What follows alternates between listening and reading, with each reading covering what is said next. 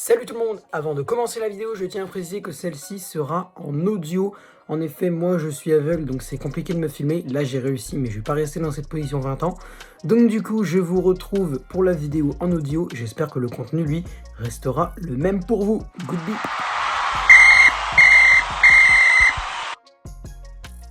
Yo tout le monde, c'est le football à l'aveugle. On se retrouve aujourd'hui pour une nouvelle vidéo. Et aujourd'hui, supporters lorientais, c'est à vous, 7e épisode de ma série sur la saison des clubs de Ligue 1.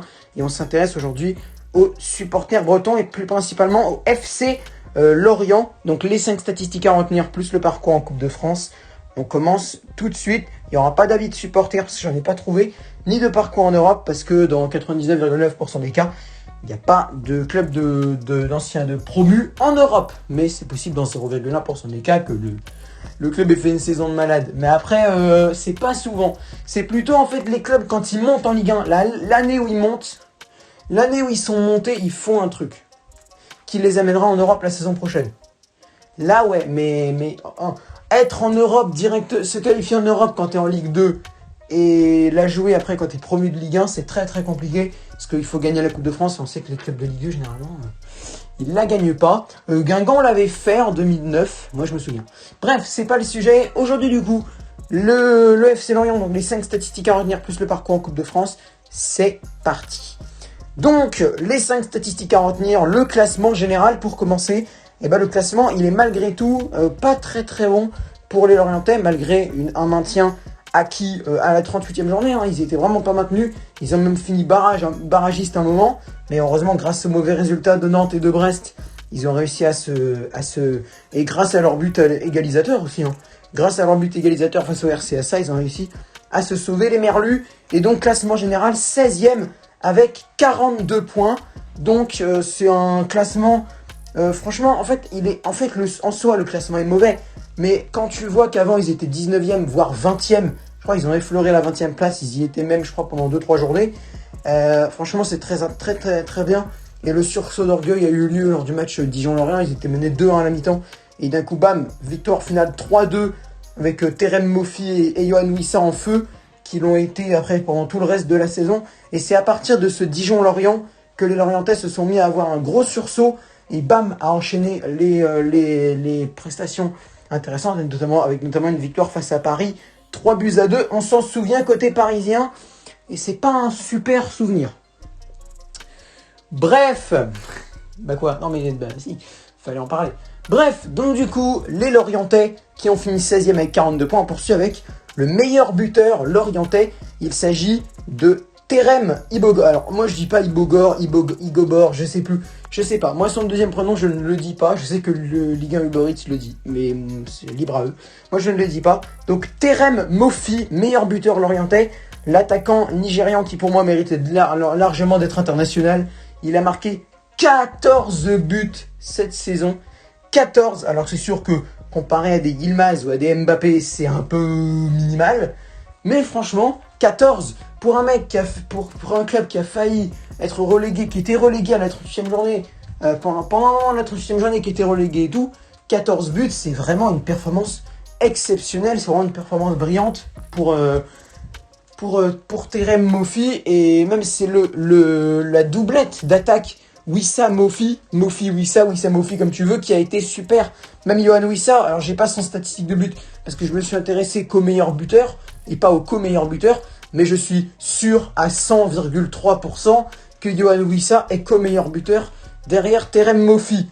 Donc ces deux-là, ils ont vraiment, sur la fin de saison, surtout après le match Dijon-Lorient, ils ont vraiment donné des mots de tête aux défenses adverses, et je pense que pour la saison prochaine, il faut les laisser ensemble, il faut surtout pas laisser partir soit Wissa, soit Moffi. Wissa, ça fait longtemps, je crois que ça fait 2-3 ans qu'il est au club, mais Moffi, ça fait qu'1 an. Mais après, Terem Moffi, ça va être compliqué de le garder, hein, parce que vu la saison qu'il a fait, je serais pas étonné que des clubs comme Monaco, comme Marseille, ou comme Lyon, ou même d'autres clubs de Première Ligue, Chelsea, c'est possible, des trucs comme Everton, machin, ou non, Espagne, Italie, ça lui convient pas trop, je trouve, Terem Moffi.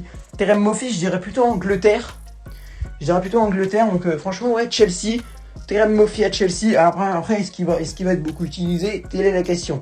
Ça m'étonnerait. Mais je pense que ça pourrait être intéressant de le voir là-bas. ou alors dans un club qui monte, ou à Leeds, tu vois, par exemple, à Leeds, quand tu sais que Ilan Meslier est parti à Leeds, Lorient et Leeds, ils ont d'assez bons rapports, peut-être aller voir Terem Moffi à Arsenal aussi, hein. Dans un club du Big Six anglais, Terem Moffi aurait pour moi largement sa place. Après, il mettrait du temps à avoir une place de titulaire, c'est sûr, parce que surtout à City, hein, tu vas pas te faire une place parmi Sterling, De Bruyne, Mahrez, Agüero, même si Agüero il part, Jesus, quand tu t'appelles Terem Moffi, et quand tu viens du FC Lorient, mais quand même, pour moi, il a une place de remplaçant dans un club du Big Six anglais. Bref, donc du coup, voilà, Terem Moffi, 14 buts, un buteur exceptionnel à Lorient, dans le top 10 des meilleurs buteurs de Ligue 1, ou alors 11e, mais vraiment tout proche, peut-être même dedans du coup. On poursuit avec le meilleur passeur, il s'agit de Enzo Lefebvre. Alors, en termes de passes, il n'en a pas fait beaucoup, 6 passes décisives, mais c'est franchement quand même très intéressant pour Enzo Lefebvre, hein. C'est quand même un bon total, je crois qu'il est dans le top 15, voire dans le top 20, voire même top 15. Donc franchement, il a le mérite, hein. Franchement, Enzo Lefebvre, très très bien. À voir pour la suite pour Enzo Lefebvre. C'est un jeune joueur lorientais qui doit avoir 20-21 ans et qui pour moi a un très bon avenir devant lui. Donc voilà. Ensuite, l'attaque lorientaise. Alors là, très intéressant.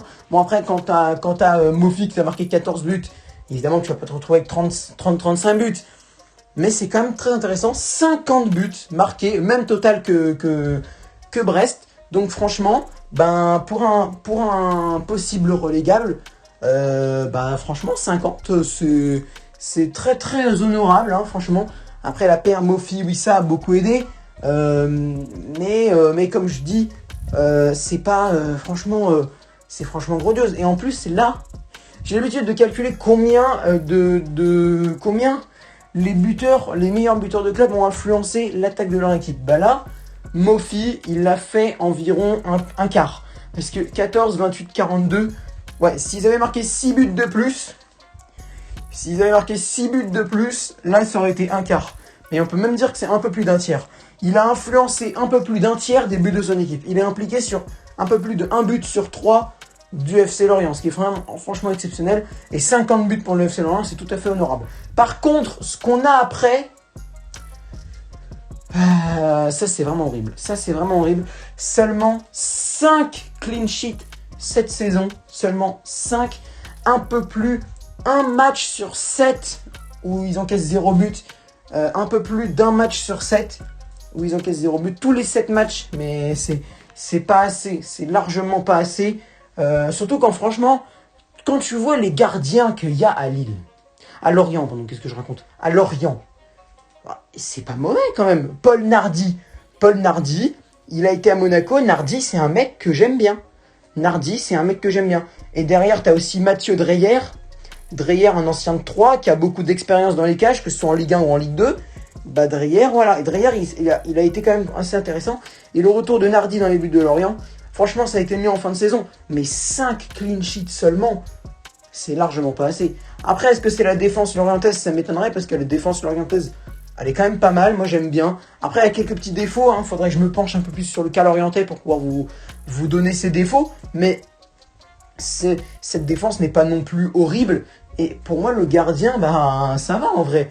Paul Nardi, moi c'est un gardien que je respecte, qui a failli aller en international espoir, même en international français, et qui pour moi a encore toutes ses chances d'y aller s'il se ressaisit. Nardi, c'est franchement, franchement, Nardi... Je suis très déçu du fait qu'il ait fait que 5 clean sheets. Voilà, c'est très peu, c'est trop peu. Après, ça reflète un peu la saison lorientaise, hein. Une saison compliquée où ils ont failli se faire reléguer. 5 clean sheets en soi, c'est quand t'es un club relégable. Mais en fait, même quand t'es un club relégable, c'est chaud. Parce que quand t'es un club relégable, non, même Dijon, ils en fait plus. Même Dijon, ils en ont fait, je crois, 6, 7. Faudrait que je regarde. Mais Dijon, ils en ont fait 6 ou 7, je crois. Donc, tu vois, et là, Lorient, ils en ont fait 5 et pourtant, eux, ils se maintiennent. Donc, tu vois, déjà, c'est trop peu. Mais quand t'es un club relégable, c'est un peu plus acceptable. Par contre, si ça avait été un club, je sais pas, du top 10, du top 15, avoir 5 clean sheets, mais il se serait fait descendre. Il se serait fait descendre sur les réseaux. Là encore, ça va parce qu'ils ont 16e. Donc, en soi, ça concorde un petit peu, même si c'est même si c'est un club relégable, c'est très faible. Même que c'est un club relégable, c'est même pas un club relégable, mais même que ce soit un club proche de la relégation, Même ça, c'est très faible. Même en disant cela, c'est très faible. Franchement, le seul truc où ça pourrait être acceptable, c'est s'ils auraient fini 20e. 20e avec 5 clean sheets, là, ouais, ça aurait concordé. Là, ça aurait concordé, mais Lorient ne mérite pas du tout la 20e place, largement. Largement, il mérite beaucoup plus. Surtout sur la fin de saison. Bref, le parcours en Coupe de France, avant de vous donner vite fait mon avis sur cette saison lorientaise, le parcours en Coupe de France, il a été bref et franchement pas très bien pour les Lorientais. 32e de finale, les Lorientais sont imposés face à une équipe de Ligue 2. Le Paris FC, victoire 2-1 des Lorientais. Par contre, en 16e de finale, en soi, le fait de terminer en 16e de finale, c'est pas un mauvais pour Lorient. Mais par contre, ils auraient tellement pu passer en 8e de finale parce qu'ils ont perdu contre Le Puy Foot 43, qui était en national, voire national 2. J'hésite entre national, mais je crois que c'est national.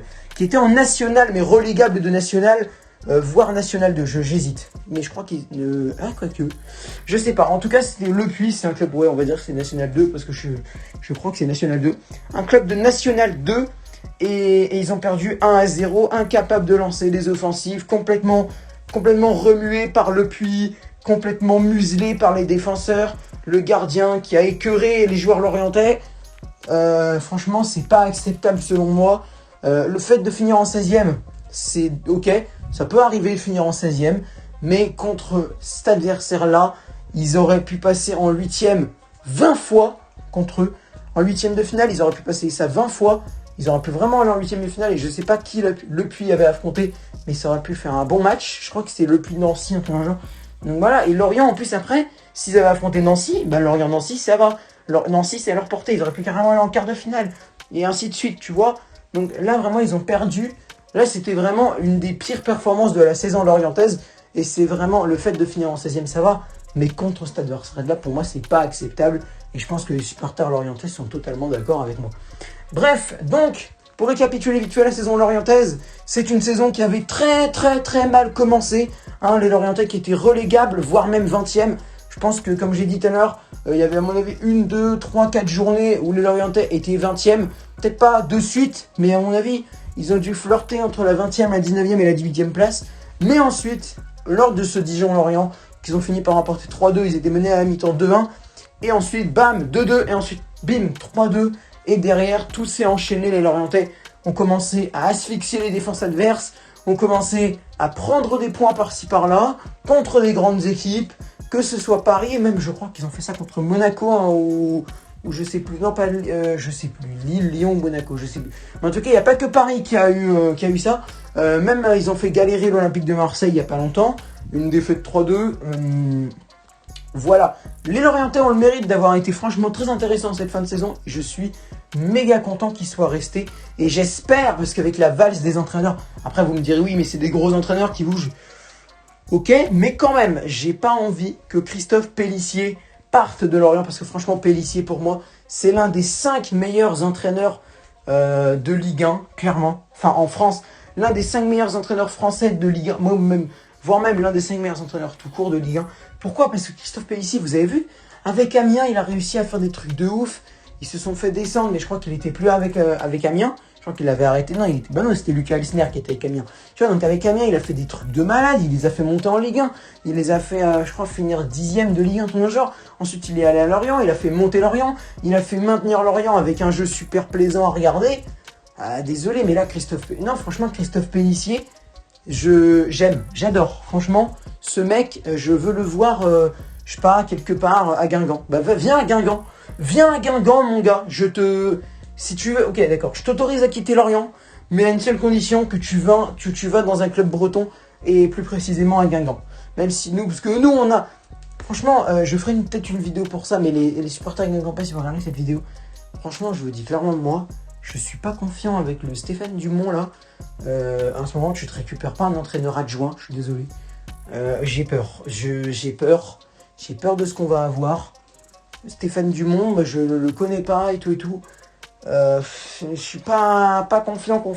Je suis pas confiant. J'aurais bien aimé voir quelqu'un d'autre à Guingamp. Ça ne s'est pas fait, mais bon, j'aurais bien aimé voir quelqu'un d'autre à Guingamp parce que là, Stéphane Dumont, je suis pas très... Après, peut-être que je me trompe, hein. J'ai tous mes respects pour Stéphane Dumont, mais je sais pas. Bref, sur ce, c'était le football à l'aveugle. Merci d'avoir regardé cette vidéo. J'espère qu'elle vous a plu. Si c'est le cas, vous connaissez la chansonnette. N'hésitez pas à lâcher un like, à commenter, à partager, à vous abonner en activant la cloche de notification. Et celui qui s'abonnera en 210e, je lui offrirai un jet privé avec une magnifique... Ah oui, non, en fait, je peux pas. Non, bah, il gagnera mon respect éternel. Salut!